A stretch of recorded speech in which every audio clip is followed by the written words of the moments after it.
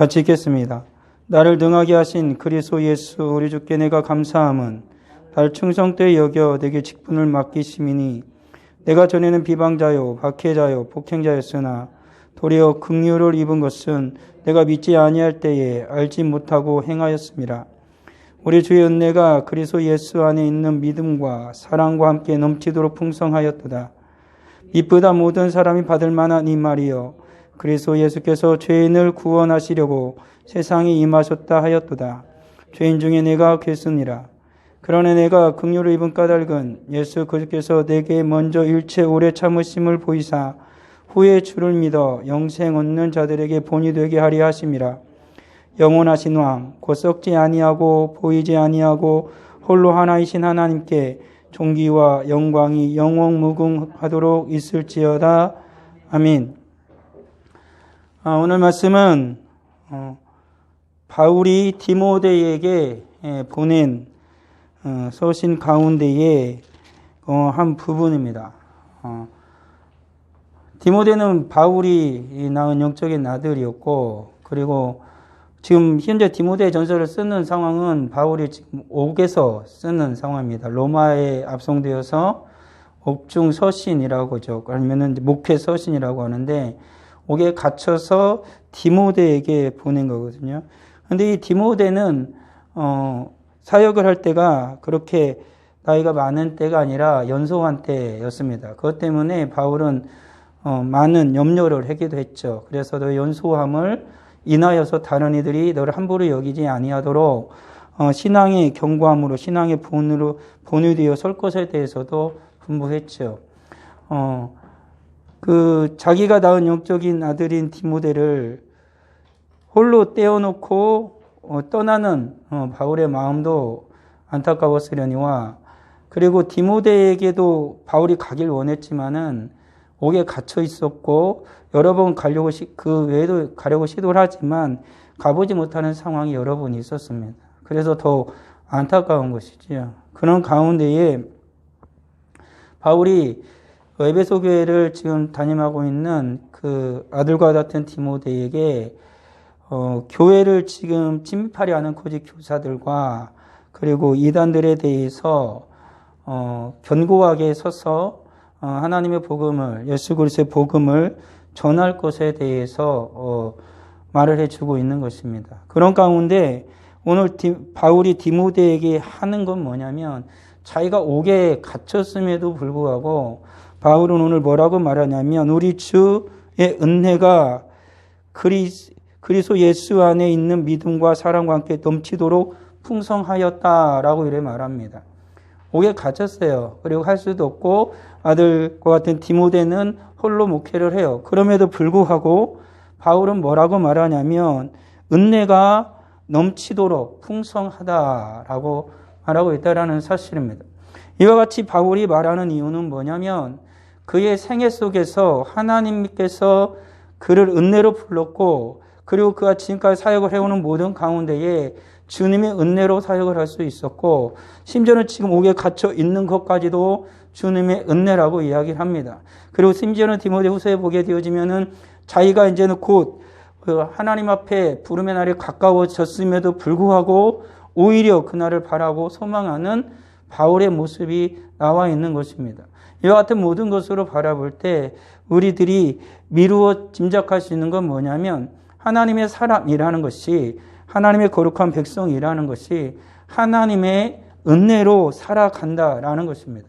하나님의 은혜가 있지 아니하면 어떤 인생도 주님 앞에서 온전히 살아갈 수 없다라는 것이지요. 바울은 이렇게까지 고백을 하지 않습니까? 15절에 있는 것처럼 모든 사람이 받을 만한 이 말이요 그리스도 예수께서 죄인을 구원하시려고 세상에 임하셨다 하였도다. 죄인 중에 내가 괴수다라는 것입니다. 하나님께서 사랑하셔서 인생에게 은혜를 베풀기 위해서 예수 그리스도를 보내주셨죠. 그러니까 예수 그리스도의 은혜로 말미암아 내가 구원을 받았다. 하나님 앞에 내가 구원을 받았다. 그래서 바울은 뭐라고 말하면 내가 죄인 중에 괴수다라고 이야기를 합니다. 물론 앞에 보게 되어지면은 자기가 바울의 자신의 생애가 어떠했는지를 분명히 고백하고 있죠. 비방자였고 박해자였고 폭행자였다라고 말을 합니다. 그것 때문에 내가 죄인 중에 괴수라라고 말하는 이도 있지만 그것보다는 바울이 계속해서 은혜의 삶을 살아가면서 바울이 하나 느낀 게 뭐냐면, 깨달은 게 뭐냐면, 하나님의 은혜가 깊어질수록 자기 자신이 누구인지를 알았다는 사실입니다. 자기 자신이 누구인지를 아는 순간 다른 이들과의 비교를 해서 자기의 죄의 경중을 따지는 것이 아니라 하나님의 사랑과 예수 그리스도의 은혜 앞에서 자기가 얼마나 심각한 죄인지를 깨달은 것입니다. 그러니까 우리가 여기서 잘 깨달아야 할 건 뭐냐면, 죄라는 것은 서로 사람과 사람 사이에서 비교하여서 견주어서 결정되어지는 것이 아니라 하나님 앞에 내가 단독자로 서서 하나님께 받은 은혜의 깊이만큼이나 내가 얼마나 심각한 죄인지를 깨닫게 되어진다는 것이지요. 그러니까 오늘날에 교회와 성도의 문제 중에 하나는 뭐냐면, 자기가 죄인인 걸 잘 모릅니다. 그런 나는 썩 괜찮은 그리스도인 사람이라고 생각을 합니다. 그것은 바꾸어 말하면 뭐냐면, 오늘 바울이 고백한 것과 비교해서 바울이 말한 것과 견줘서 보게 되어지면은 그만큼 오늘날의 교회와 사람들은 예수 그리스도의 크신 은혜를 깊이 경험하지 못하고 있다라고 말해도 틀리지 않다라는 것입니다. 우리들이 신앙의 모든 선배들 가운데에 기독교 교회사 가운데 보더라도 하나님의 은혜가 풍성히 부어지는 때에 공동적으로 일어났던 일은 뭐냐면, 모든 자들이 회개하는 역사가 일어났다는 것입니다. 자기가 너나 할 것 없이 자기가 하나님 앞에 가장 큰 죄인임을 스스로 고백하였다라는 것입니다. 그렇지만 하나님의 은혜가 사라지게 되어지면은 교회에 어떤 현상이 일어나게 되어지냐면, 자기가 의인으로 착각을 하게 된다는 것입니다. 내가 의로워서, 내가 괜찮아서, 나는 썩 좋은 신앙생활을 해서 지금껏 잘 살아가고 있다라고 생각한다는 것이죠. 그것은 곧 뭐냐면 하나님의 은혜가 그에게서 떠나가고 있다라는 것입니다. 바울은 지금 하나님을 위해서, 예수 그리스도의 복음을 위해서 자기의 생명을 전혀 아까워하지 않고 수많은 죽음의 위협 앞에서도 그는 결코 굴하지 않고 오직 예수 그리스도의 십자가만을 전하기 위하여서 그는 끊임없이 달려가다가 결국에는 그가 가지 않아도 될 수 있었던 로마 감옥까지 그는 스스로 갔습니다. 그건 뭐냐면 하나님께서 그에게 주신 사명이기 때문이다라고 그는 그렇게 굳게 믿었고, 그곳에서도 복음을 전하기 위해서 기꺼이 옥에 갇히는 그러한 바울이 되었다라는 사실입니다. 이러한 바울이 오늘 하나님 앞에서 깨달은 게 바로 그것입니다. 디모데에게 그래서 말합니다. 내가 죄인 중에 괴수다라고 말하는 건 뭐냐면, 나는 참 나쁜 놈이다라고 바울은 디모데에게 말하고 싶은 것이 아니라, 지금 디모데와 바울의 상황을 보면 우리가 쉽게 생각할 수 있잖아요. 바울은 지금 옥에 갇혔고 디모데는 에베소에서 홀로 떨어져서 목회를 해야 돼요. 어린 나이에 그렇게 경험이 많지 않은 상황 속에서 해야 된다라는 것입니다. 그런 상황 속에서 바울은 말하는 거예요. 내가 지금까지 하나님의 은혜로 나는 지금까지 달려왔다. 그러니까 너도 어떻게 하라는 겁니까? 너도 하나님의 은혜로 그 심각한 그 교회 상황을 네가 이겨내고 하나님의 은혜로 너는 승리하기를 바란다라고 바울은 말하고 있는 것입니다. 그래서 17절에서 결론을 뭐라고 내렸냐면, 홀로 하나이신 하나님께 존귀와 영광이 영원 무궁하도록 있을지어다 라고 말을 하고 있는 것입니다. 오직 하나님께만 영광을 올려드리는 거죠. 그것을 할 수 있는 자는 누구냐면, 마지막까지 하나님의 은혜로 말미암아 승리하고 하나님 앞에서 믿음을 지킨 자만이 하나님께 영광을 올려드릴 수가 있다라는 사실입니다. 그러니까 바울은 은혜로 그의 삶이 시작이 되어졌고, 그는 은혜로 하나님 앞에서 살았고, 지금도 은혜 가운데 하나님 앞에 있다라고 바울은 말하고 있는 것입니다. 이러한 모든 것들 속에서 우리는 한 가지 깨달아야 할 게 뭐냐면, 이 모든 것이 하나님의 절대적인 주권 속에서 일어난다는 사실입니다. 내가 구원을 받은 것, 내가 의로워서가 아닙니다. 내가 무엇을 해서가 아니고 성경은 뭐예요? 오직 주님의 은혜예요. 하나님께서 나를 선택하셨어요. 영원 전부터 선택하셨어요. 천지를 창조하신 그 하나님께서 나를 선택하셔서 구원하시는 게 하나님이 기뻐하셔서 하나님 나를 선택하셨어요. 그건 하나님의 절대적인 주권 속에 있는 거예요. 우리가 오늘 이렇게 예배를 드리는 것도 우리는 이렇게 생각할 수 있어요. 내가 왔어요. 그렇게 말할 수도 있지만 그 말이 완전히 틀렸다고는 할 수 없지만 다른 한편은 틀린 거죠. 내가 오고 싶어서 온 게 아니에요. 그럼 안 온 사람은 안 오고 싶어서 안 왔어요. 그런 거죠. 내가 예수를 믿고 싶어서 믿었어요. 내가 예배를 잘 드리고 싶으면 잘 드리고, 내가 예배를 별로 잘 안 드리고 싶으면 잘 안 드리고, 그런 게 아니에요. 하나님께서 은혜를 주셔야만, 하나님께 은혜를 주셔야만, 우리가 하나님 앞에 은혜를 입어야만 온전한 예배자로 살아갈 수 있고, 오늘 이곳까지 나올 수 있는 것이고, 하나님 앞에 영광을 올려드릴 수가 있는 거예요. 이 땅 가운데 모든 것이 우리 인생의 눈으로 보게 되어지면은 인간들이 자기 힘대로 자기 대로 많이 일을 하는 것 같아요. 그렇지만은 그 모든 것들 속에서도 하나님의 섭리와 하나님의 주권 속에서 그것이 운행되어지는 것이지 어느 것 하나 인간의 뜻대로 자기가 원하는 대로 되어지는 것은 하나도 없다라는 사실이에요. 하나님께서 천지를 창조하시고 모든 것을 불꽃 같은 눈으로 살피고 계세요. 우리들 인생뿐만 아니라 하나님께서 이 땅 가운데 하나님의 눈을 피해갈 수 있는 곳은 단 한 군데도 없다는 사실이에요. 한 점도 하나님의 눈을 피해갈 수는 없어요. 그 모든 것이 하나님의 손에 있는 것이고 하나님의 보호하심 아래 있는 거예요. 그것은 우리들이 생활하는 지역적인 것뿐만 아니라 시간, 공간, 우리들의 직장, 우리들의 가족 관계, 그 모든 것에 이르러서 하나님은 절대적으로 붙들어 두고 계시고 하나님이 책임져 주신다라는 거예요. 그렇기 때문에 그곳에 무엇이 하나님의 은혜가 임해야만 그것이 온전해질 수 있는 것이고 그것의 기쁨이 충만할 수 있는 것이고 그 모든 것들 속에서 하나님께 영광 올려 드릴 수가 있는 거예요. 근데 그것이 안 되어지면 하나님의 은혜가 우리의 모든 삶의 영역 가운데 은혜가 임하지 않게 되어지면 우린 불행해지게 되어지는 거예요. 오늘날의 코로나19로 말미암아 우리가 심각하잖아요. 심각한 신앙의 위협을 받고 있어요. 이 가운데 하나님의 은혜가 충만히 임하게 되어진다면 예배 같이 모여서 드리느냐 홀로 드리느냐 이것은 차후의 문제를 하더라도 어느 곳에 있든지 간에 하나님의 은혜가 임하면 그곳에 충분히 하나님 안에서 기쁨을 누릴 수 있고 하나님께 영광 올려 드릴 수 있고 그리고 하나님께서 임재하셔서 그의 삶과 그가 행하는 모든 것들 때에 가운데 하나님께서 충만한 은혜의 기름을 부어 주실 거예요. 그렇지만 그렇지 않게 되어지면 어떻게 돼요? 모여 있든 홀로 있든 무엇을 하든 그 어떤 것도 하나님께 영광 올려 드릴 수 없다라는 사실을 우리는 잊어서는 안 되는 것이지요. 그런 거예요. 그러니까 우리들이 하나님 앞에 간절히 구해할 건 뭐냐면 은혜가 임하기를 간구해야 되는 거야. 오늘날과 같은 시대에 하나님께서 우리에게 은혜를 베풀어 주시기를 이 나라 가운데에 은혜 베풀어 주시고 우리 교회에 은혜 베풀어 주시고 나의 삶 가운데에 하나님께서 은혜를 베풀어 주시기를 우리는 소망해야 된다는 거야.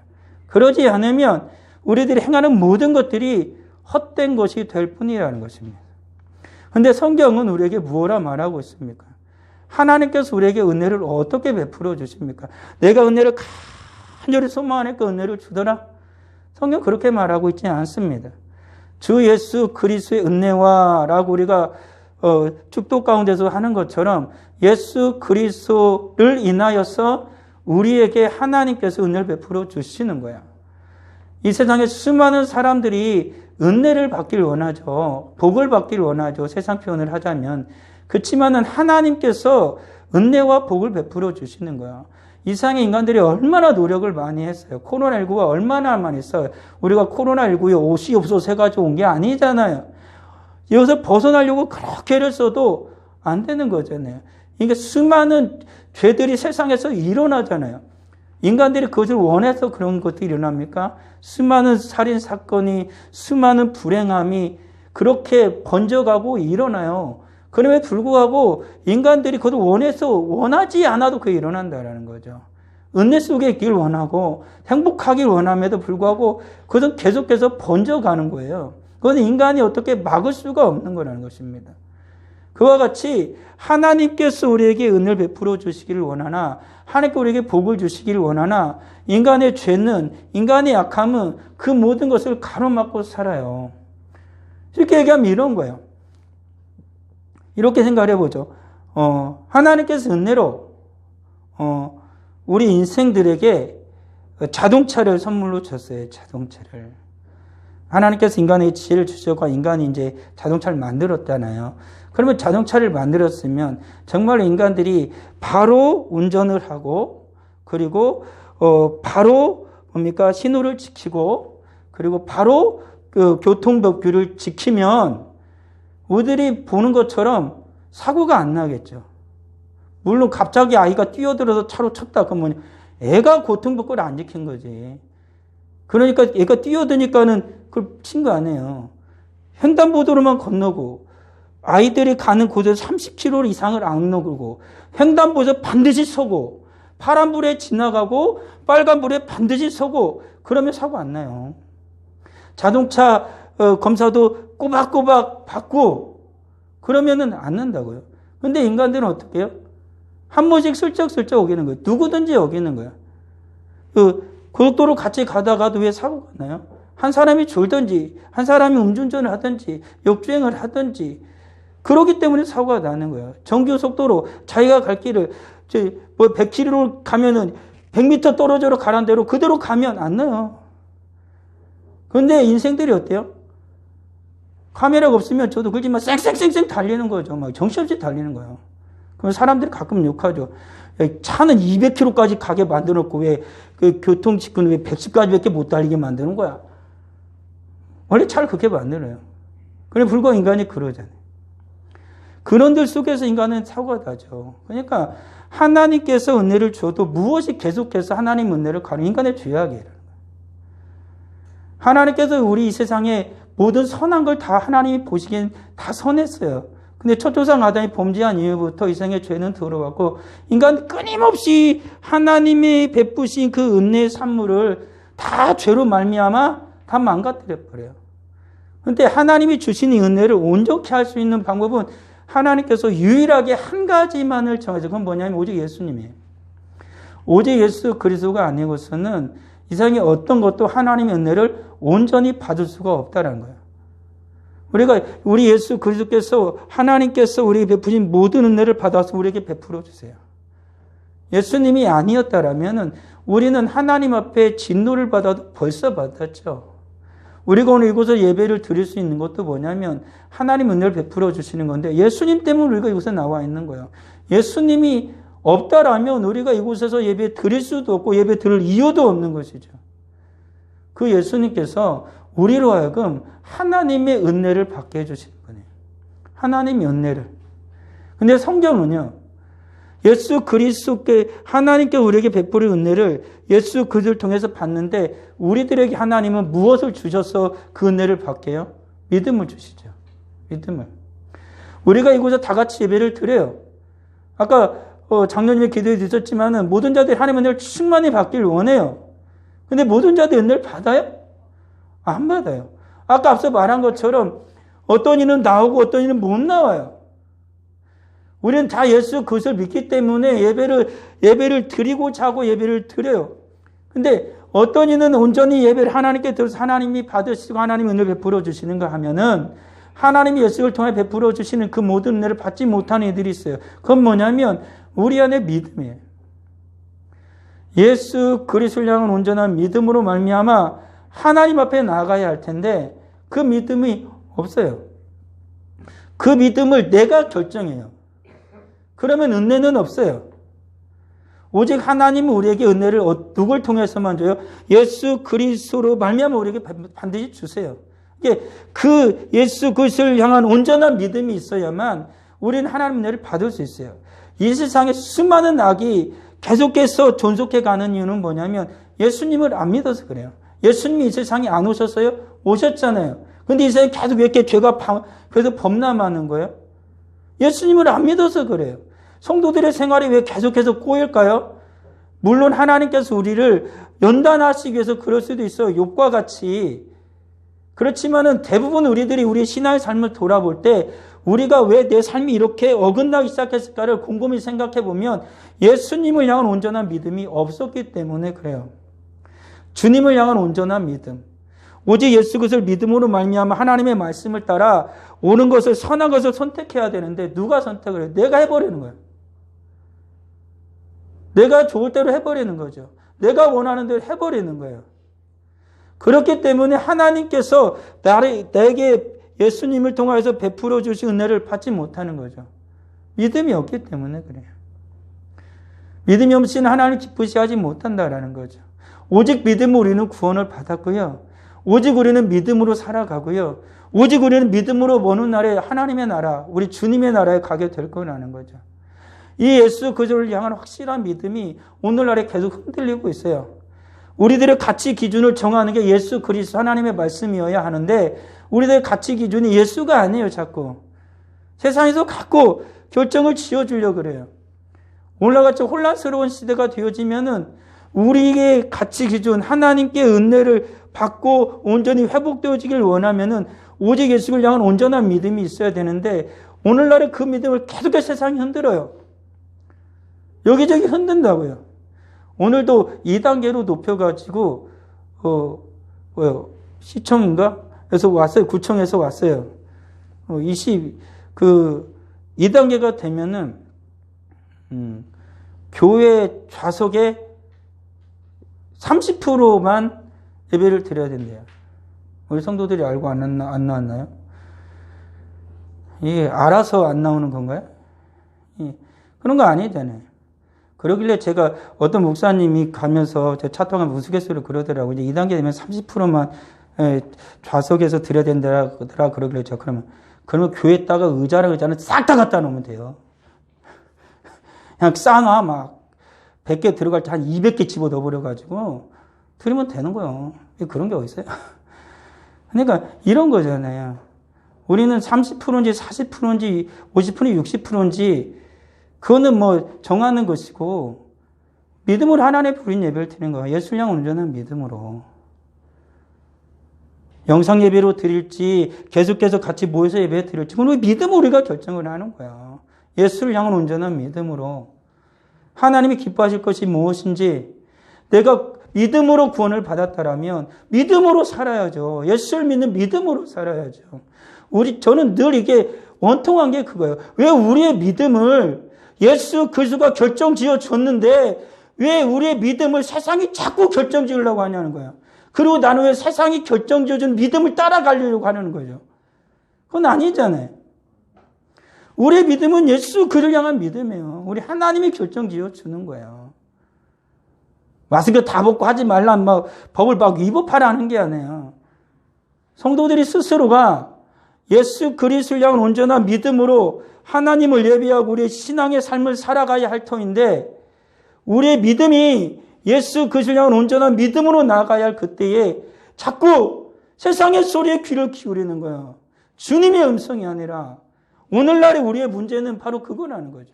대면이냐 비대면이냐 그런 게 문제가 아니에요. 이제는 정말 우리의 믿음이 예수 그리스도를 인하여 온 그 구원의 믿음을 가지고 나는 지금도 살아가고 있느냐라는 거죠. 그게 은혜라는 거예요. 그런데 오늘날 자꾸 우리가 그늘 떠나려고 그래요. 여러 가지 이유를 댈 수 있어요. 그렇지만 늘 말씀드리지만 예수 그리스도의 십자가 앞에서 그게 핑계거리가 되면 괜찮다 이거예요. 그렇지만 내가 지금 하고 있는 일이 예수 그리스도의 그 구원에 피 흘리는 예수께서 피 흘리고 나를 십자가에 못 박혀 죽어가고 오신 예수님 앞에서 내가 당당하게 말할 수 있는 이유가 된다면 괜찮겠죠. 그렇지만 그게 이유가 안 된다면 내 믿음이 지금 흔들리고 있는 것이고 내가 주님 앞에서 삶으로 살아갈 믿음에 지금 악한 자가 그리고 오염물질이 들어온 거예요. 하나님의 은혜로 나아가는 우리 예수께서 베풀어 주신 그 은혜, 그 우리 주님을 향한 온전한 믿음에는 인간의 어떤 것도 단 1%도 0.1%도 들어갈 수 없어요. 오직 하나님께서 예수 그리스도를 통해 우리에게 주신 은혜, 그 은혜를 우리는 예수 그리스도를 믿음으로 하나님 앞에 나아가요. 잊어서는 안 된다고요. 이러한 모든 것들을 우리는 어떻게 깨달아 알게 됐냐면 하나님께서 말씀해 주셨기 때문에 그래요. 오늘 성경을 통해서 바울이 성경으로 오늘 우리에게 말하고 있는 것처럼 하나님의 말씀, 성경을 통해서 하나님의 이와 같은 모든 것을 우리에게 말씀해 줬어요. 정말로 하나님의 절대적인 주권을 가지고 행사하시냐? 그게 네 말 아니냐? 아니요. 성경이 말하고 있다는 거예요. 하나님 말씀이 말하고 있다는 사실이에요. 오직 예수 그리스도의 은혜로만 구원을 받느냐? 그것을 어떻게 말해? 야, 수많은 신들이 있는데. 근데 성경 분명하게 말해요. 예수 그리스도 말고는 우리에게 구원 얻을 만한 어떤 이름도 주신 적이 없어요. 오직 예수로만 구원을 받아요. 오직 예수 그리스도로만 하나님의 은혜를 받아요. 그리고 우리의 믿음은 내 스스로 자생적으로 생겨나는 것이 아니라 믿음은 하나님이 우리에게 주신 선물이라고 성경은 분명하게 말하고 있다는 사실이에요. 그렇기 때문에 오늘날 우리가 흔들리지 아니하는 굳건한 믿음으로 하나님을 신앙하고 예배하며 성도가 살아갈 수 있는 이유는 한 가지예요. 우리에게 하나님의 말씀 성경이기 때문에 그래요. 인간의 생각으로, 인간의 이성으로, 인간의 지성으로, 인간의 지혜로 구원의 길을 발견했다라면 그 길은 언제든지 흔들릴 수 있어요. 그렇지만 하나님께서 그 구원의 길을 정하시고 하나님의 말씀을 통해 우리에게 분명하게 말씀해 주셨기 때문에 이거는 수천 년이 흐르고 주님이 언제 오실지 모르겠지만 주님 오실 그날까지 결코 1.1획도 변하지 않을 거예요. 오직 하나님의 말씀 성경만이 진리이기 때문에 그래요. 그래서 세상은 이 진리를 늘 두려워하죠. 세상의 모든 진리나 세상이 말하는 진리나 그들이 말하는 이념이나 그 모든 것들은 변해요. 근데 하나님의 말씀은 절대 안 변하거든요. 세상은 요구하죠. 시대에 맞춰서 세상의 이념과 세상의 사상에 맞춰서 너희 교회도 좀 바뀌고 너희 성경도 좀 바꾸어서 해석하면 안 되냐라고 이야기를 합니다. 그렇지만 하나님은 결코 그렇게 말한 적이 없어요. 더한 자는 하나님의 말씀을 더하면은 애굽에 내렸던 모든 그리고 하나님께서 요한계시록에 말하고 있는 모든 그 모든 진노와 형벌을 더할 것이에요. 빼면 네 힘을 성경책에서 빼버리는 거예요. 생명책에서 빼버리는 거예요. 더할 수도 없고 뺄 수도 없어요. 영은 불변해요. 하나님의 말씀은 하나님께서 전능하시고 영은 불변하기 때문에 하나님이 인간에 주신 성경도 영은 불변해요. 변할 수가 없어요. 하나님이 쓰셨기 때문에. 우리는 이 하나님의 말씀을 보면서 하나님에게 얼마나 크신 은혜와 사랑을 베풀어 주는지, 예수 그를 통해 우리를 어떻게 구원하셨는지 우리는 그것을 확실하게 알아요. 그래서 우리는 나중에 하나님 앞에 설 때 핑계를 댈 수가 없는 거예요. 확실한 성경의 말씀 앞에서 우리는 어떻게 살았는지, 주님 베풀이 은혜 속에서 우리가 어떻게 살았는지 성경의 말씀이 우리에게 분명히 가르쳐줬기 때문에 우리는 어떤 핑계도 댈 수가 없는 거예요. 못 사는 거면 못 사는 거고 사는 거면 사는 거예요. 머리를 팍팍 긁으면서 글쎄요 이런 건 없어요. 오늘날에는 우리들이 이 세상을 살아가면서 그게 가능하죠. 여러 가지 이유와 핑계가 있고 머리를 극적극적하면서 글쎄요라고 말할 수 있을지 모르겠으나 우리가 주님 앞에 서는 날에는 그런 게 없어요. 예면 예고, 아니면 아니에요. 왼쪽이면 왼쪽, 오른쪽이면 오른쪽이에요. 가운데는 없어요. 오늘 우리는 그걸 분명히 해야 돼요. 오직 하나님의 말씀이 우리에게 분명하게 하나님께서 얼마나 우리의 크신 은혜를 예수 그를 통하여 베풀어 주셨는지, 우리가 그 예수 그리스도를 믿음으로 말미암아 하나님의 은혜를 어떻게 받을 수 있는지 성경은 분명하게 말하고 있다는 사실이에요. 우리가 이렇게 살아갈 때 비로소 우리는 하나님께 영광 올려 드릴 수 있는 거예요. 하나님께 영광을 너는 어떻게 돌리니? 내 방식으로 영광 올려 드리는 게 아니에요. 내가 원하는 방식으로 하나님께 영광 올려 드릴 수 있는 게 아니에요. 오직 하나님의 방식이에요. 하나님의 말씀을 붙들고 성령의 인도하심을 따라 믿음으로 하나님 앞에 나아가는 거예요. 하나님 앞에서 살아가는 거예요. 그때 비로소 우리는요, 하나님 앞에 영광 올려 드릴 수 있는 거예요. 수많은 인생들이 세상을 살아가는 것을 우리가 바라볼 때에 그 중에 살아가는 한 사람으로서 우리는 오늘 바울처럼 고백할 수 있느냐라는 거예요. 이쁘다. 모든 사람이 받을 만한 이 말이요. 그리스도 예수께서 죄인을 구원하시려고 세상에 임하셨다 하였도다. 죄인 중에 내가 괴순이라. 그 구원의 주님의 은혜가 지금도 나에겐 넘치고 넘친다 라고 우리는 고백하여야 하는데, 오늘 살아간 우리가 그렇게 고백할 수 있느냐라는 거지. 그렇지만 우리는 분명히 믿어야 돼요. 우리도 이와 같이 고백할 수 있다는 거예요. 우리 하나님이 원하시고 우리 안에 지금 우리와 함께 하시기 때문이다라는 사실입니다. 우리 사랑하는 성도들, 바울은 디모데전서 6장에서 바울을 향해 이렇게 말합니다. 오직 너 하나님의 사람아, 이것을 피하고 선한 싸움, 믿음의 선한 싸움을 싸우라. 영생을 취하라. 이를 위하여 내가 부르심을 받았고 많은 증인 앞에서 선한 증언을 하였도다. 바울은 디모데에도 말하는 거예요. 너도 그렇게 살아야 하고 너도 나와 같이 살아야 한다. 오늘 성경 우리에게 동일하게 말합니다. 예수를 믿는 우리도, 예수를 믿는 성직교회 성도들 한 사람 한 사람 너희도 그렇게 살아야 하고 그렇게 살 수 있다라는 사실입니다. 우리가 어떻게 주님의 은혜 가운데에 오직 바울 같은 하나님의 거룩한 사람으로 살아갈 수 있겠습니까? 성령의 사람이 되어야 합니다. 성령의 인도하심을 받는 사람이 되어야 합니다. 바울의 생애를 보게 되었지만 바울의 생애는 철저하게 성령의 인도함을 받는 생애였습니다. 그가 하나님의 영광을 위하여서 전도를 하려 할 때도, 복음을 들고 나가려 할 때도 성령의 그를 막음으로 말미암아 그는 가지 않았습니다. 수많은 이들이 바울이 로마에 가는 것을 가로막았지만 바울은 성령의 인도하심에 따라 기꺼이 그는 그 로마로 갔고, 로마에 오게 갈다가 잠시 그가 풀려났지만 또다시 오게 갇혀서 그는 죽음을 맞이하였습니다. 하나님의 은혜 가운데에 온전히 신앙의 온전한 삶을 살아가길 원한다면 우리는 철저하게 성령의 사람이 되어야 됩니다. 이 세상에 속한 자가 아니라 성령의 사람이 되어야 한다는 것입니다. 우리가 성령의 사람이 되길 원한다면 오늘 성경이 말하는 것처럼 말씀과 기도의 사람이 되어야 됩니다.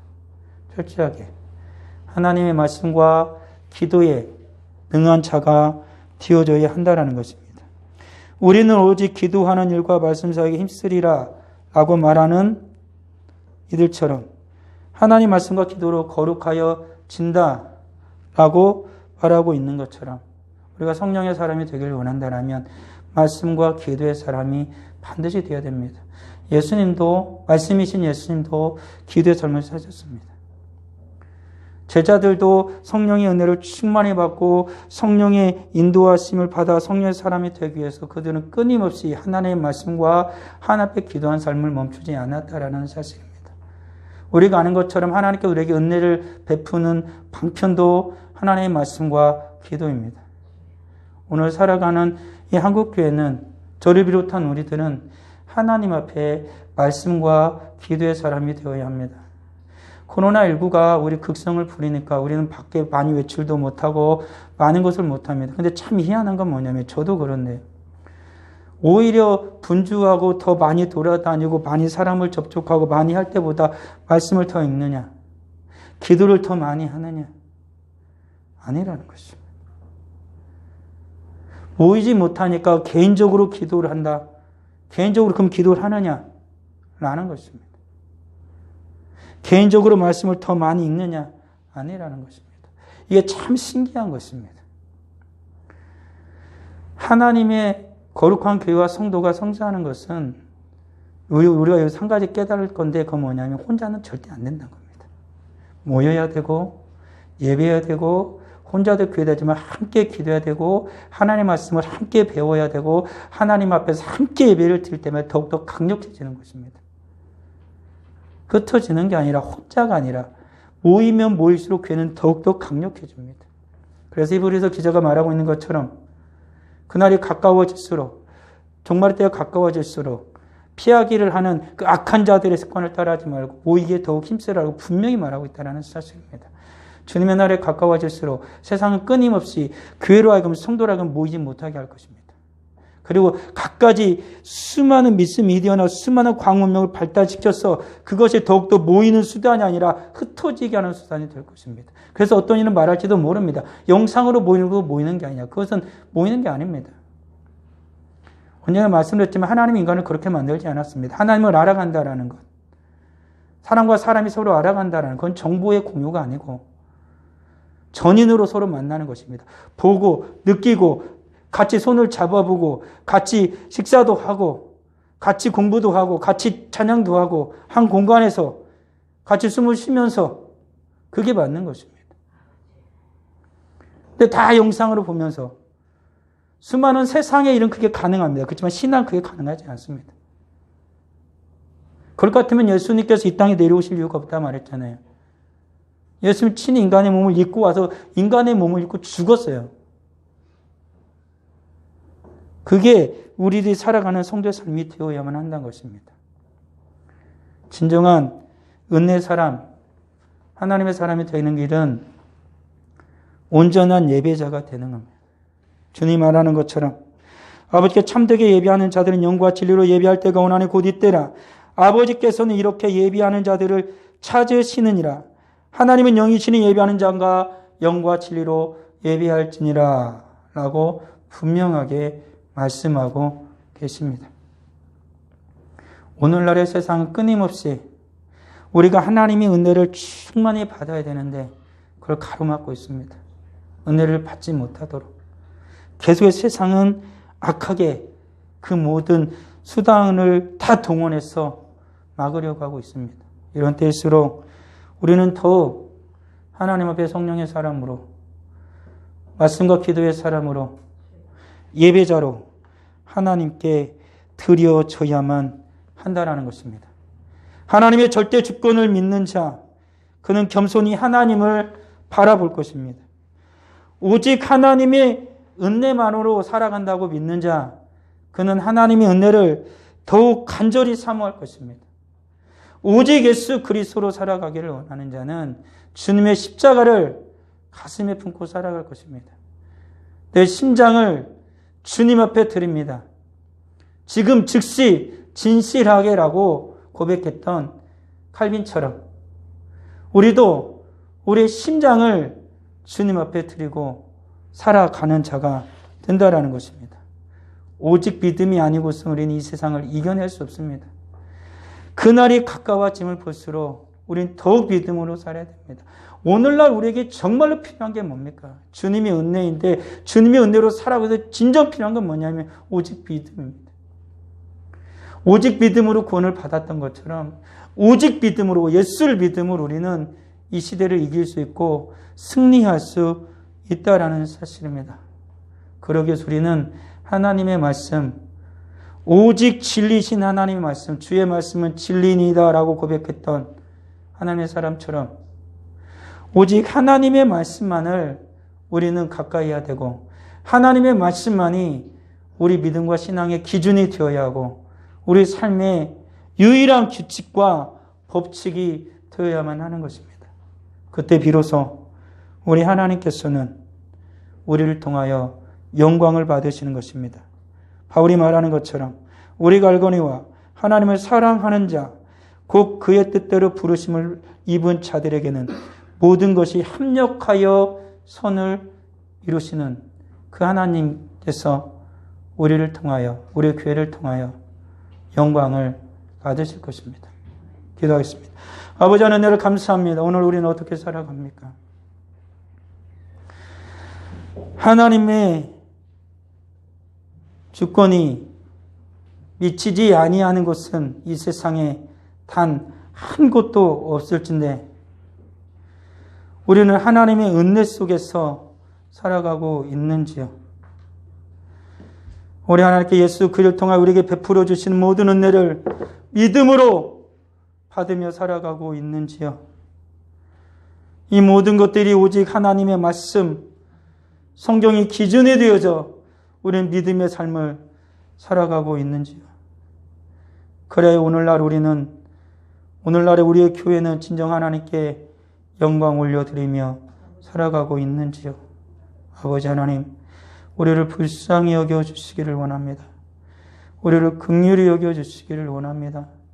오직 하나님의 사람으로 살았던 주님의 수많은 신실한 이들처럼 우리도 오직 성령의 사람이 되고 말씀과 기도의 사람이 되어지고 온전한 예배자가 되어짐으로 말미암아 하나님께서 베푸신 모든 은혜 가운데 충만히 구하며 믿음으로 승리할 수 있는 우리 모두가 되게 하여 주시옵소서.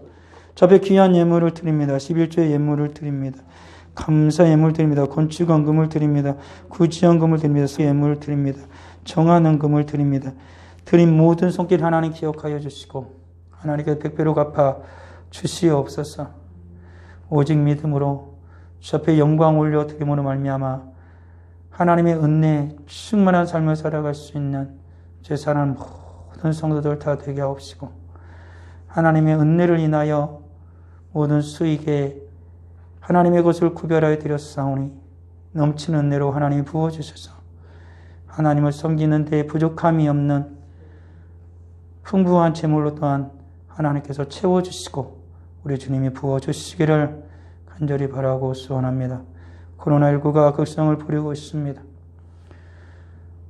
이 전북은 2단계로 올랐고 2.5단계, 3단계로 치닫고 있는 이 대한민국의 수많은 도시들을 하나님이 붙잡아 주셔서 더 이상 확산되지 아니하도록 우리가 할 수 있는 최선의 노력을 다하게 하여 주셔서 다시 모든 숫자가 더 이상 늘어나지 않고 줄어들게 하여 주시고 백신이 나오는 그때까지 우리들이 잘 이겨낼 수 있도록 주님 은혜 부어 주옵소서.